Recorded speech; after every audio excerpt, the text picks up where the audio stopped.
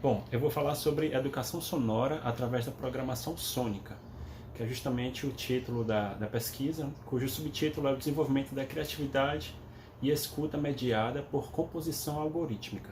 Como eu já falei, meu orientador é o professor Gerardo Viana Júnior, e é isso aí. Cortou aqui, não foi o título? Esse slide aqui está cortado. Bom, então eu vou falar justamente sobre dois principais pontos, que são os dois principais pontos dessa pesquisa, né? Na verdade, nesse trabalho de docência, que a pesquisa é uma pesquisação que se relaciona com um trabalho de docência, que no caso da minha docência em sala de aula, que eu sou professor do ensino médio, do campus Fortaleza, do Instituto Federal do Ceará. Então, é uma pesquisação porque ela, ao mesmo tempo que ela pesquisa esse processo de aprendizado e de ensino, né, que ocorre na minha sala de aula, né, também é uma ação que busca mudar essa realidade desse ensino, né, não, por diversos fatores que a gente vai se aprofundar daqui a pouco. Então, esses dois principais pontos são a educação sonora, né, que é uma, como é que eu posso falar? É uma ressignificação da educação musical, feita pelo Murray Schafer, que foi um educador musical, compositor contemporâneo, que faleceu ano passado, inclusive, se não me engano foi ano passado. E ele ressignificou essa educação musical porque ele trouxe diversas questões da música contemporânea. Quando eu falo da música contemporânea, não é somente qualquer música do período contemporâneo, é essa música da arte contemporânea, né? Como, por exemplo, a música concreta, a música serialista, né? E assim por diante. Então, a música contemporânea, assim como a arte contemporânea em geral, ela questiona diversas coisas da arte tradicional, né? As linguagens artísticas antes desse período contemporâneo. Então, um desses questionamentos é justamente esse: por que alguns sons são considerados musicais e outros não são considerados musicais, porque alguns sons são bem-vindos, outros não, na música. Então, na música contemporânea, dependendo da escola ou do estilo, né, porque existem vários, qualquer tipo de som pode ser considerado matéria-prima, né, da composição. Então, a educação, é por isso que eu fiz essa diferenciação entre o que é educação musical, né, o termo educação musical eu vou usar para essa educação musical mais tradicional, e o termo educação sonora, essa é a educação musical ressignificada pelo Murray Schafer. E outro ponto, então, é essa construção de produtos criativos, né, que aí vai trazer outra questão, que vai ser de outro autor, que é do autor Papert, né, Simon Papert, que é o idealizador do construcionismo, né, não confundir com construtivismo, apesar de estarem bem relacionados os dois. E é isso aí, vamos seguir. Bom, e o objetivo principal, né, o objetivo geral da pesquisa é compreender o desenvolvimento da escuta e da criatividade através da criação sonora mediada por programação sônica. Então esses são os principais dois pontos do objetivo. Compreender o quê? Né? Que elementos? São dois elementos, compreender dois elementos.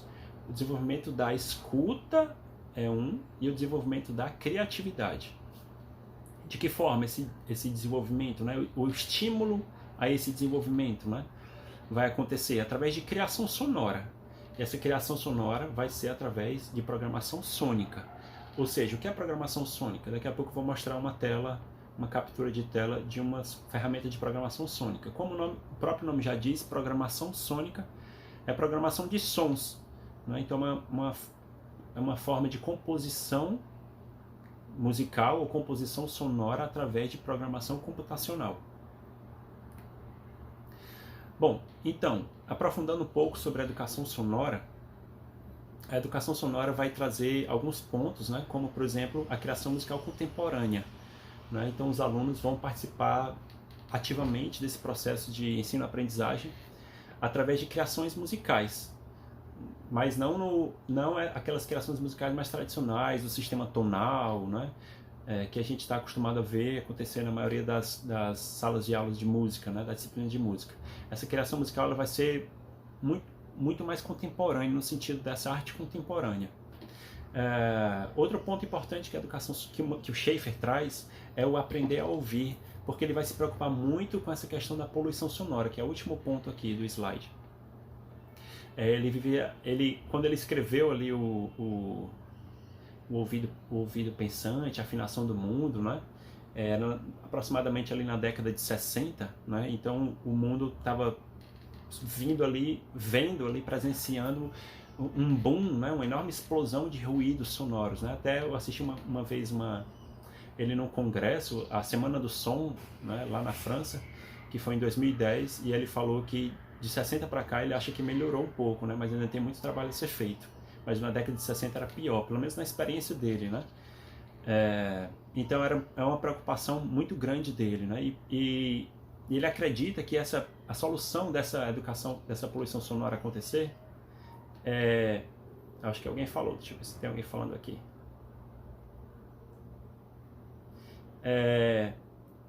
Ele acredita que o primeiro passo é o aprender a ouvir, ensinar os alunos a aprender a ouvir, né? Sensibilizar novamente a nossa audição, né? Que a gente é tão sensível quando a gente é bebê, quando a gente é criança, mas com o tempo a gente perde essa sensibilidade auditiva, essa sensibilidade sonora, né? A gente meio que se anestesia, né?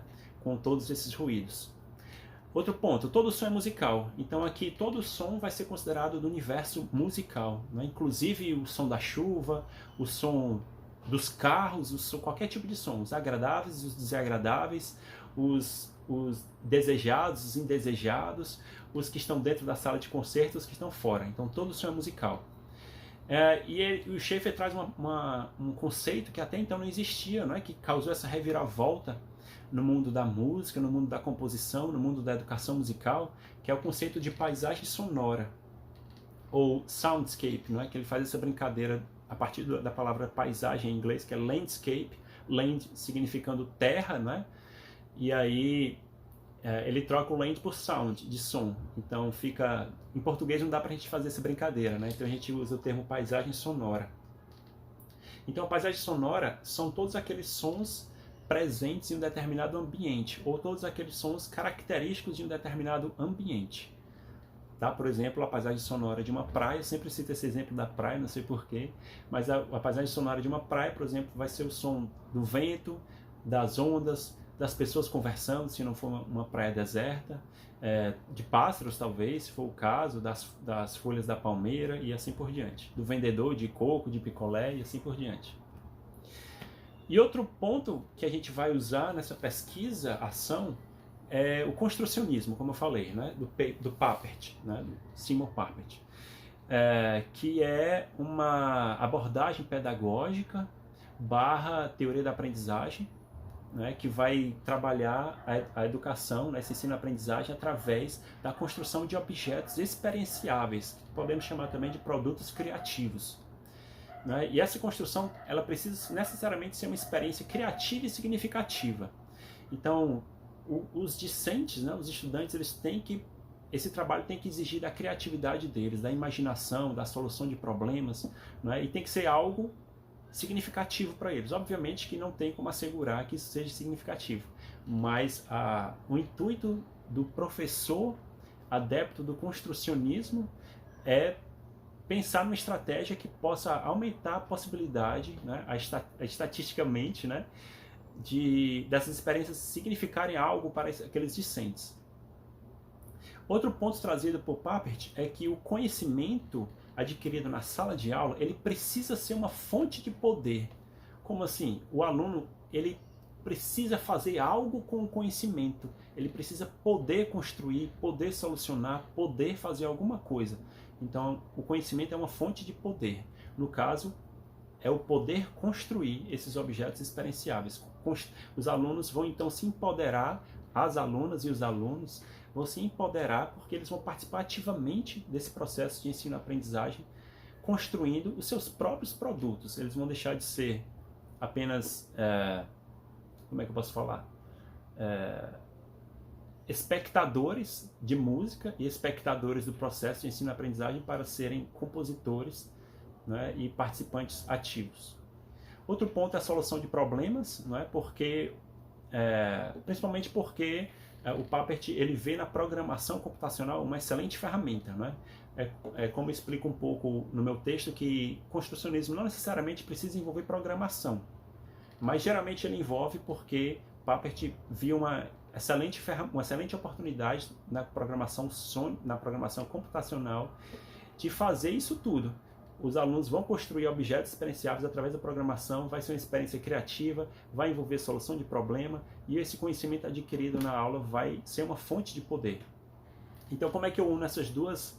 Como é que eu faço a pororoca, não é? Como é que eu uno essas duas, esses dois faróis, né? Do construcionismo e da educação sonora?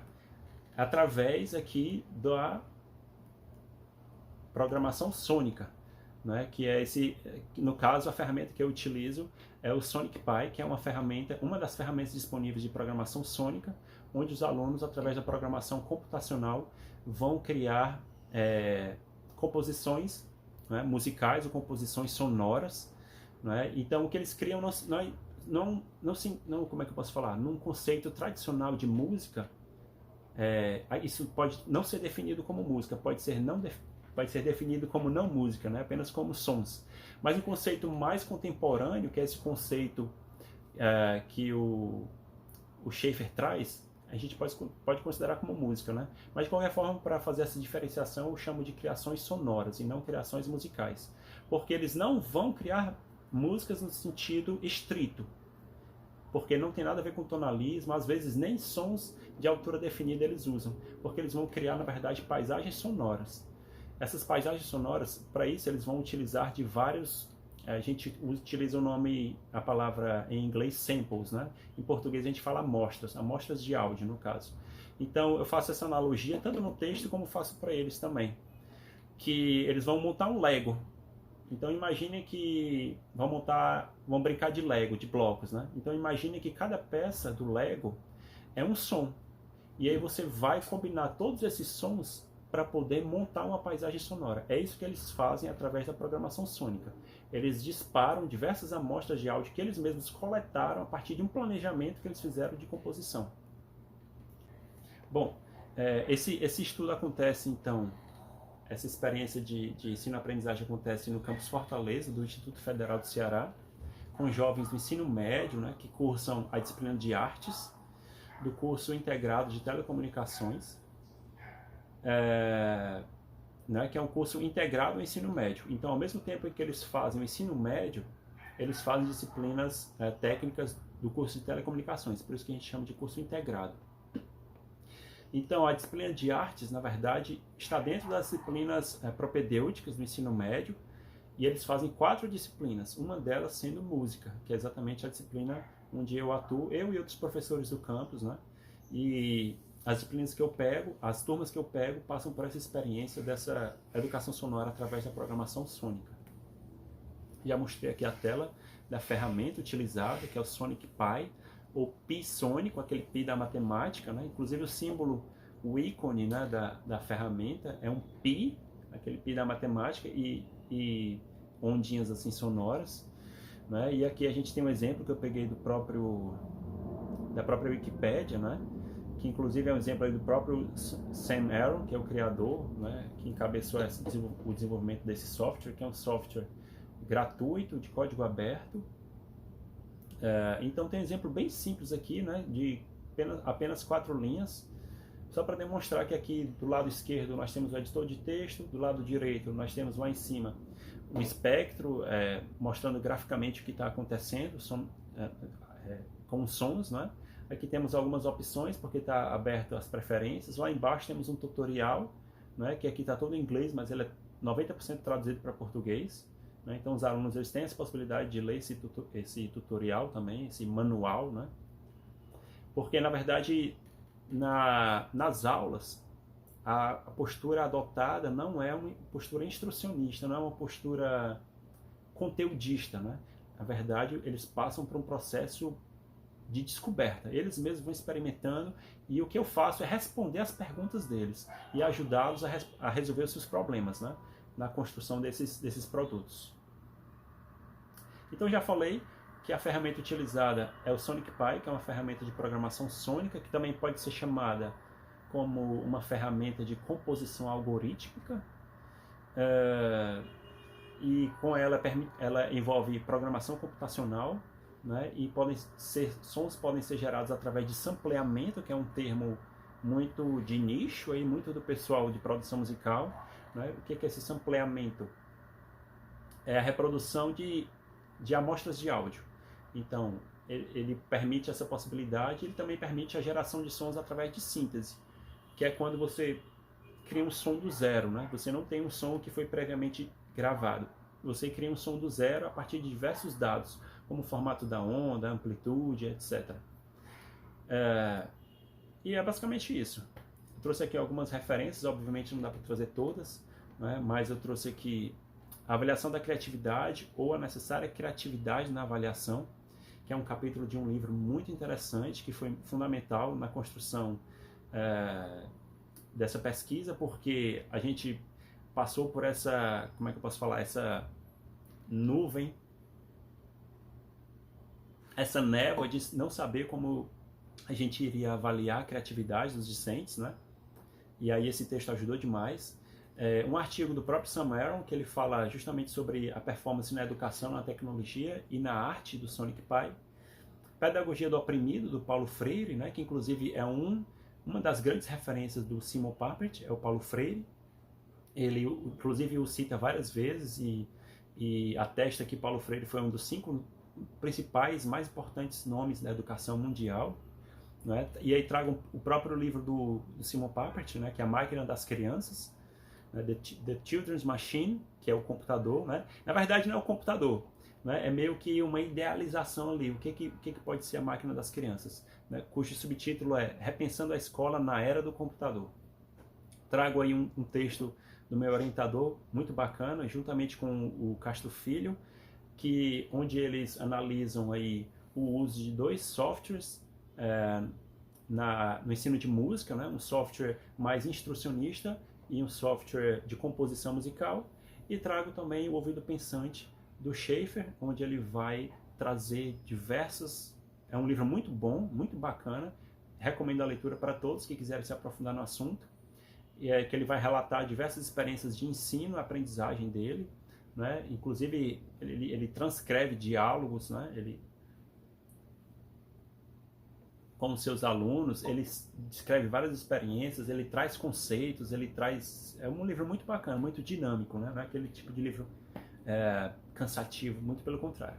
E é basicamente isso. Obrigado a todos que ouviram.